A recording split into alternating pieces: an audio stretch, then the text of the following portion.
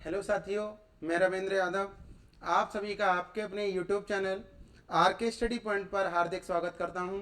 मुझे आशा है कि आप सभी अच्छे होंगे और आपकी तैयारी भी एकदम अच्छे से चल रही होगी। तो जैसा कि अपनी सीरीज चल रही है 10 मिनट वाली, उसमें मैं आगे कंटिन्यू टॉपिक कर रहा हूं। जो आज का टॉपिक है अपना लाभ तथा हानि। तो देखिए, लाभ तथा हानि को हम मात्र 10 मिनट में ही कैसे समाप्त कर सकते हैं। चलिए तो आइए देखते हैं आज का पहला क्वेश्चन।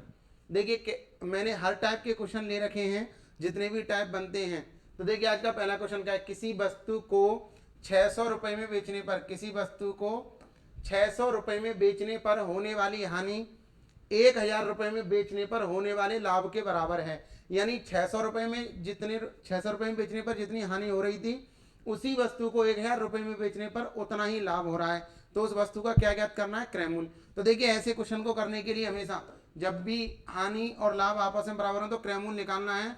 तो आपको कुछ भी नहीं करना, 600 प्लस 1000 दोनों को जोड़कर आधा कर देना है। ये कितने हो जाएंगे बताइए, 1600। और जब आप 1600 को आधा करेंगे तो कितना आ जाएगा बताइए, 800।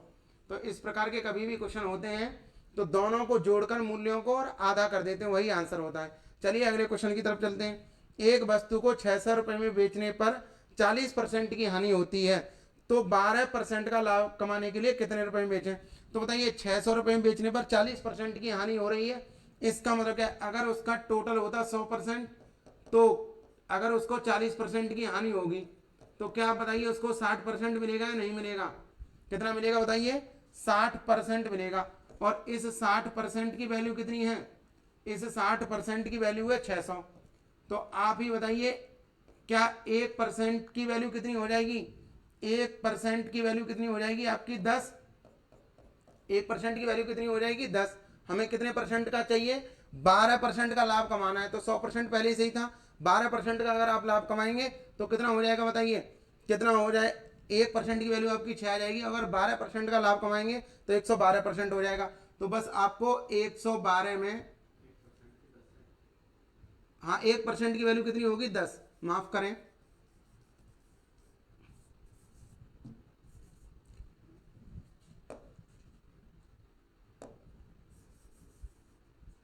यहाँ 60% की वैल्यू थी आपकी 600, तो 1% की वैल्यू आ जाएगी 10। 1% की वैल्यू कितनी आ जाएगी 10।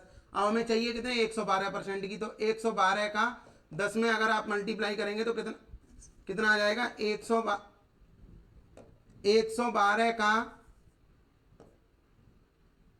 112 का यदि आप 10 में मल्टीप्लाई करेंगे तो आपका आंसर आ जाएगा 1110, 1120। कितना आ जाएगा, 1120। तो इस क्वेश्चन का सही आंसर होगा 1120। आप ऐसे बना सकते हैं इस क्वेश्चन को। चलिए अगले क्वेश्चन की तरफ चलते हैं।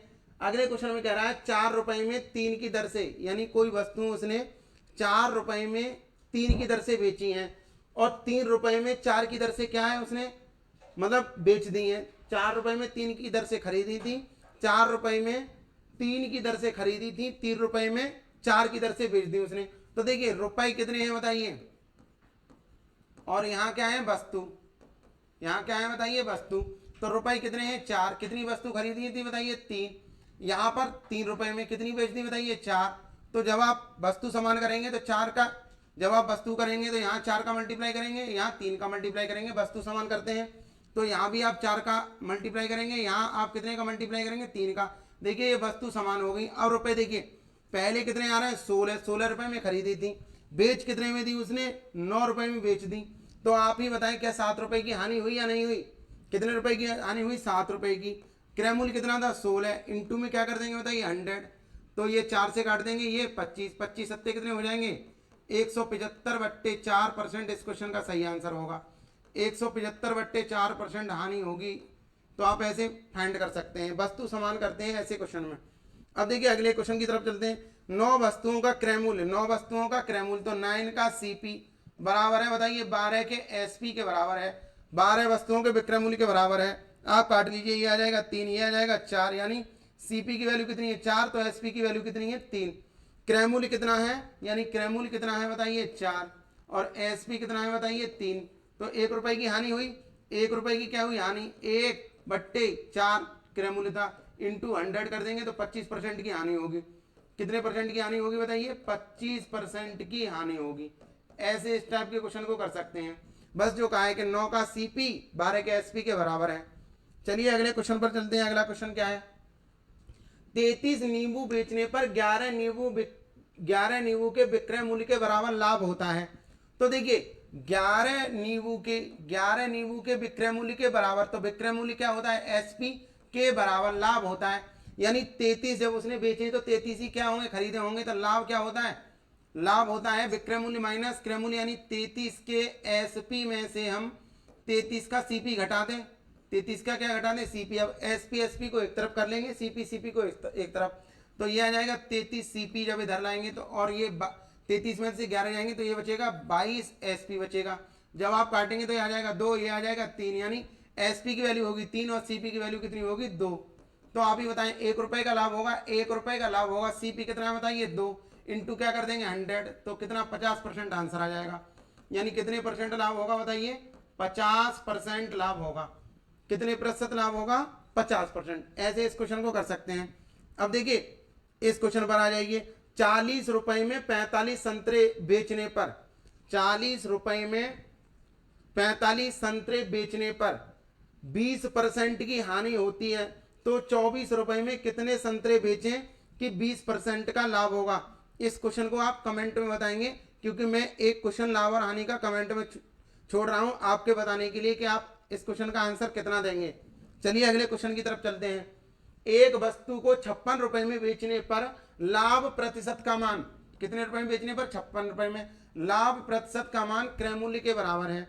जब कभी भी लाभ प्रतिशत या हानि प्रतिशत का मान क्रय मूल्य के बराबर हो तो क्या करते हैं, ये 56 है, इसके ऐसे फैक्टर करते हैं जिनका अंतर 10 हो। तो आप लिखेंगे 14 इंटू 4, जिनका अंतर कितना हो बताइए 10 हो। तो जो छोटी वाली संख्या होती है उसी के आगे 0 रख देते हैं, यही आंसर होगा। छोटी वाली संख्या के आगे 1 0 लगा देते हैं, तो इस क्वेश्चन का सही आंसर होगा 40। यानी क्रय मूल्य कितना होगा बताइए 40, इस क्वेश्चन का सही आंसर होगा। अब देखिए इसी में मैंने हानि वाला भी ले रखा है, इसी में मैंने क्या ले रखा है बताइए, हानि वाला भी ले रखा है कि एक वस्तु को 21 रुपए में बेचने पर हानि प्रतिशत का मान क्रय मूल्य के बराबर है। तो क्रय मूल्य बताइए, तो देखिए जब भी हानि प्रतिशत का मान क्रय मूल्य के बराबर हो तो इसके ऐसे फैक्टर करते हैं जिनका योग 10 हो। जिनका योग कितना बताइए 10 हो, तो 7 इंटू 3, यानी 7 21 हो जाएंगे, 7 और 3 क्या हो जाएंगे 10। तो दोनों के आगे 0 लगा देंगे, दोनों आंसर सही माने जाते हैं। दोनों के आगे 0 लगा देंगे, दोनों आंसर सही माने जाते हैं। अब आप ऑप्शन में देखेंगे 70 दिया है तो 70 लगाएंगे, 30 दिया है तो 30 लगाएंगे, और यदि दोनों दिए हैं तो उसमें वो देगा। तो इस क्वेश्चन का सही आंसर होगा 70,30, दोनों सही होंगे, दोनों सही होंगे, 70 भी सही होगा, 30 भी सही होगा। चलिए अगले क्वेश्चन की तरफ चलते हैं। आइए अगले क्वेश्चन की तरफ चलते हैं। एक व्यापारी ने 2 गायें समान मूल्य पर खरीदी। देखिए उसने कहा क्या है, समान मूल्य कहा है, क्या कहा है बताइए, समान मूल्य कहा है। तो क्या करेंगे, पहली को 20% लाभ पर तथा दूसरी को 10% की हानि पर बेच दिया, तो इस सौदे में उसे कितने परसेंट लाभ या हानि हुई। जब भी क्या है बताइए, सीपी क्या है, समान, सीपी क्या है बताइए समान। तो देखिए ऐसे क्वेश्चन में हमेशा क्या करते हैं, मैं ट्रिक बता रहा हूं, चाहे 3 वस्तु हो चाहे 2 वस्तु हो, हमेशा ऐसे क्वेश्चन में देखिए क्या करते हैं आप। ऐसे क्वेश्चन में देखिए पहले क्या था 20% लाभ, तो उसको प्लस के साथ लिखिए 20%। ये क्या बताइए 10% हानि है तो इसको माइनस 10% लिखिएगा। अब 2 वस्तुएं हैं तो 2 से डिवाइड कर दीजिए। अब 20 में से 10 जाएंगे तो कितने हो जाएंगे बताइए 10%, 10% और बट्टे में क्या है 2, तो 5%। अब बताइए 5%, ये प्लस का ही तो बचा है तो लाभ लिख देंगे। यानी इस सौदे में उसे कुल कितना होगा बताइए 5% का लाभ होगा। 3 वस्तु हो तो 3 से भाग देते थे, 4 वस्तु हो 4 से भाग देते थे। तो मुझे आशा है कि आपको ये क्वेश्चन एकदम अच्छे से समझ में आया होगा। अब देखिए क्या पूछा है, अब आपको पूछा है कि इसका हमें बताना है क्या, इसका हमें बताना है बट्टा। क्या बताना है बताइए, बट्टा बताना है कि 20% तथा 10% का तुल्य बट्टा बताना है, इक्विवेलेंट डिस्काउंट बताना है। तो देखिए क्या करते हैं इस प्रकार के क्वेश्चन में कि आपको कुछ भी नहीं करना, क्या करेंगे 20 प्लस क्या कर देंगे बताइए 10 माइनस, क्योंकि हम बट्टा दे रहे हैं तो माइनस लगाएंगे, तो 20 गुणा 10 अपॉन में क्या कर देंगे 100, 2 जीरो से 2 जीरो कैंसिल हो जाएंगे, ये हो जाएंगे 30, और 30 में से जब आप 2 घटाएंगे, 30 में से जब आप 2 घटाएंगे तो आपका आंसर आ जाएगा 28%। कितना आ जाएगा 28%।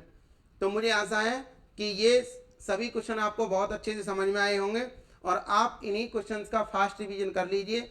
आप प्रत्येक एग्जाम में अच्छे से परफॉर्मेंस कर पाएंगे। धन्यवाद एंड जय हिंद टू ऑल ऑफ यू।